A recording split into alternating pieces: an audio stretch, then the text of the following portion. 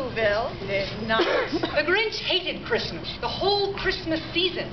Now please, don't ask why. No one quite knows the reason. It could be his head wasn't screwed on just right. It could be perhaps that his shoes were too tight. But I think that most likely the reason of all may be that his heart was 2 sizes too small. But whatever the reason, his heart or his shoes, he stood there on Christmas Eve, hating the Who's, staring down from his cave with a sour, Grinchy frown. At the warm, lighted windows below in their town. For he knew every Who down in Whoville beneath was busy now, hanging a mistletoe wreath. And they're hanging their stocking, he said with a sneer.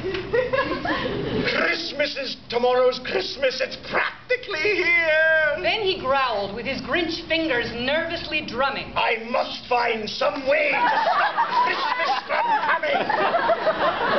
For tomorrow he knew. All the Who girls and boys would wake bright and early. They'd rush for their toys. And then, oh, the noise, noise. That's one thing he hated. The noise. And the Who's, young and old, would sit down to a feast, and they'd feast. And they'd feast. And they'd feast. Feast. They would feast on Who pudding and rare Who roast beast, which is something the Grinch couldn't stand in the least. And then they'd do something he liked least of all. Every Who down in Whoville, the tall and the small, would stand close together with Christmas bells ringing.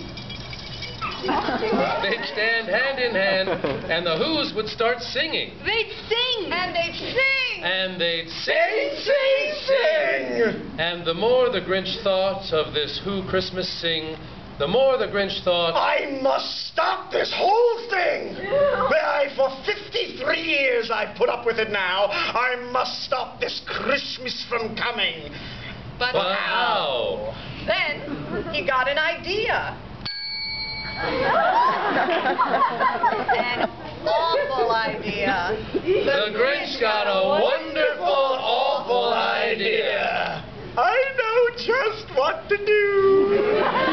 The Grinch laughed in his throat. And he made a quick Santa Claus hat and a coat. And he chuckled and clucked.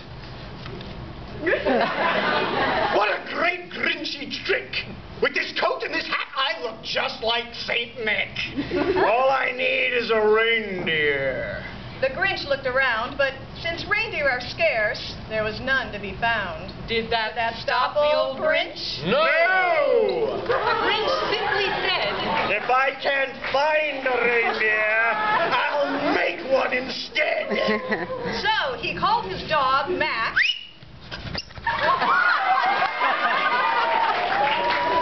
Then he took some cracked bread and he tied a big horn on the top of his head. then he loaded some bags and some old empty sacks on a ramshackle sleigh and he hitched up old Max. Then the Grinch said, Giddy up! and the sleigh started toward the homes where the Who's lay a snooze in their town. All their windows were dark. Quiet snow filled the air. All the Who's were all dreaming sweet dreams without care when he came to the first little house on the square. This is stop number 1. The old Grinchy claws hissed, and he climbed to the roof, empty bags in his fist. Then he slid down the chimney, a rather tight pinch. But if Santa could do it, then so could the Grinch. He got stuck only once, for a moment or two.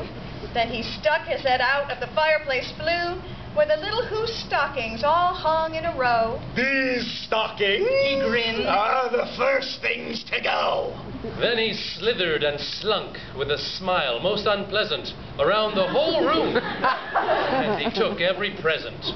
Pop guns and bicycles, roller skates, drums, checkerboards and tricycles, popcorn and plums. And he stuffed them in bags. Then the Grinch, very nimbly, stuffed all the food up the chimbley with glee. And now, Grinned the Grinch. I will stuff up the tree. And the Grinch grabbed the tree and he started to shove.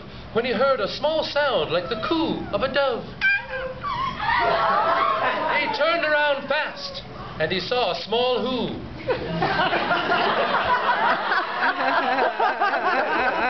Little Cindy Lou Who was no more than 2. The Grinch had been caught by this tiny Who daughter, who'd got out of bed for a cold cup of water. She stared at the Grinch and said, Santa Claus, why? Why are you taking our Christmas tree? Why?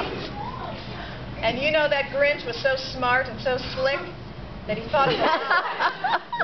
And he thought it up quick. Why, my sweet little tot? the fake Santa Claus lied. There's a light on this tree that won't light on one side.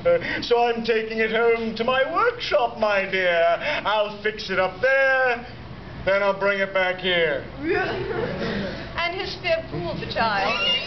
Then he patted her head, and he got her a drink, and he sent her to bed. And when Cindy Lou Who went to bed with her cup, he went to the chimney and stuffed the tree up. Then the last thing he took was the log for their fire. Then he went up the chimney himself, the old liar. On their walls he left nothing but some hooks and some wire.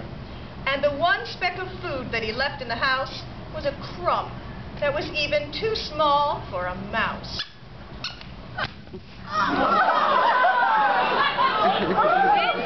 Then he did the same thing to the other Who's houses, leaving crumbs much too small for the other Who's mouses.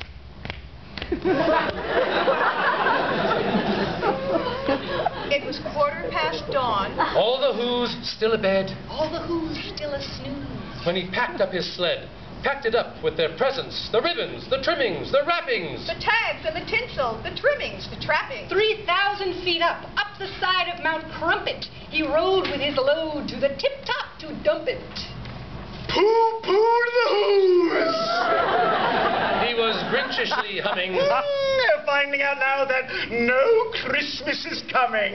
They're just waking up. Oh, I know just what they'll do. The mouths will hang open for a minute or two. Then the Who's down in Whoville will all cry. Boo!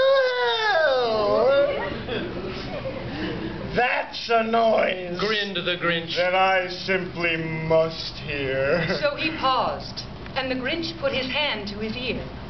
And he did hear a sound rising over the snow. It started in low, then it started to grow. But the sound wasn't sad. Why, this sound sounded merry. It couldn't be so, but it was merry. Very. He stared down at Whoville. The Grinch popped his eyes.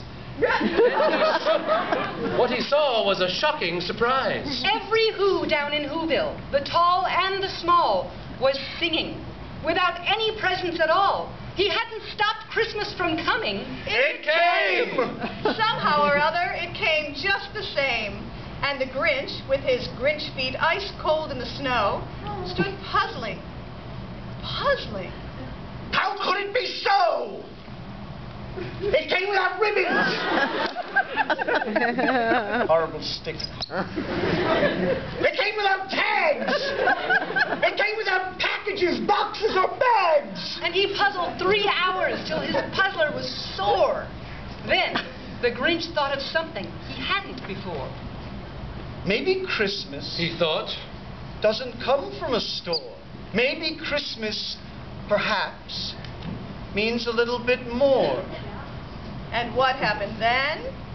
Well, in Whoville they say that the Grinch's small heart grew 3 sizes that day. And the minute his heart didn't feel quite so tight, he whizzed through his load, he whizzed with his load through the bright